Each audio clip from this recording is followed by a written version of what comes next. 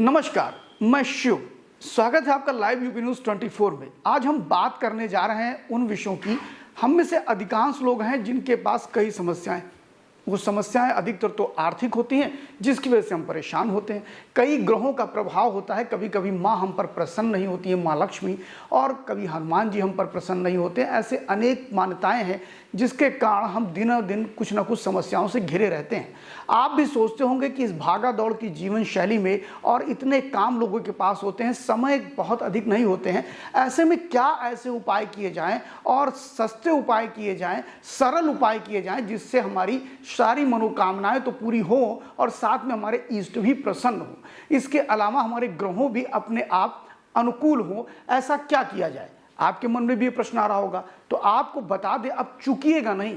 एक ऐसा अवसर आपके पास आने जा रहा है जिससे आप अपने कई बिगड़े काम बना सकते हैं, अपने आप को आप खुशहाल कर सकते हैं, घर में सकारात्मक ऊर्जा का पूरी तरह से वातावरण बना सकते हैं। और करना क्या है? बहुत ही सरल उपाय है। आज हम आपको बताने वाले हैं लौंग के कुछ टोटके, जो माँ की नवरात्रि चालू होने जा रही है। अश्वनी पक्ष के कृष्ण पक्ष में जो शुरू होगी अश्वनी माह के, उसमें नवरात्रि में कुछ ऐसे टोटके हम आपको बताएंगे जिससे आपकी सारी समस्याएं छू मंतर हो जाएंगी। वह कैसे होगा? तो आप कॉपी और कलम लेकर के बैठ जाइए और देखिए हम क्या बोल रहे हैं। अगर ये उपाय आपने किया तो निश्चित तौर पर आपकी समस्याएं आपसे दूर चली जाएंगी। नवरात्रि एक पावन माह होता है जिसमें माँ दुर्गा की नवरात्र को हम व्यापक पैमाने पर और बड़े स्तर पर अगर मन से, श्रद्धा से, पवित्रता के साथ अगर उनका आवाहन करते हैं, उनका पूजन करते हैं, पाठ करते हैं, तो हमारे ऊपर सारी विपत्तियां दूर हो जाती हैं। लेकिन हम आपको यहाँ बताने वाले हैं लौंग का उपाय।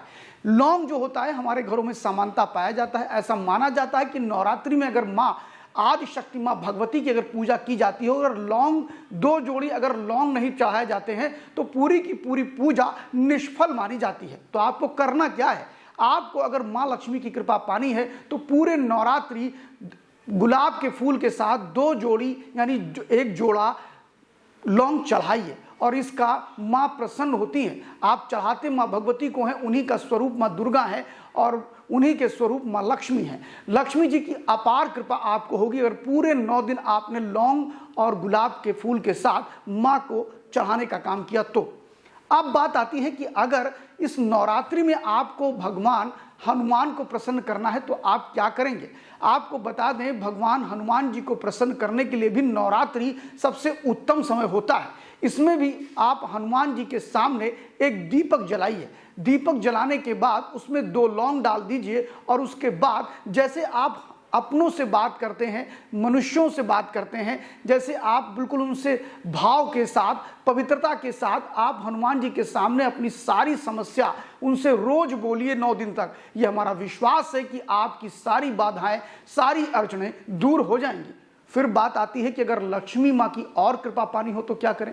क्या लौंग के और भी कोई ऐसे उपाय हैं? तो बिल्कुल निश्चित तौर पर है। अगर माँ लक्ष्मी की कृपा आपको और पानी है तो जब आप कपूर से आरती करें माँ भगवती की, तो उसमें कपूर के साथ 2 लौंग भी डाल दीजिए। इससे माँ लक्ष्मी प्रसन्न होती हैं, शुक्र देवता प्रसन्न होते हैं, जिससे आप माला माल हो जाएंगे। आपकी आर्थिक स्थिति अच्छी हो जाएगी, घर में आपके संपन्नता बढ़ने लगेगी।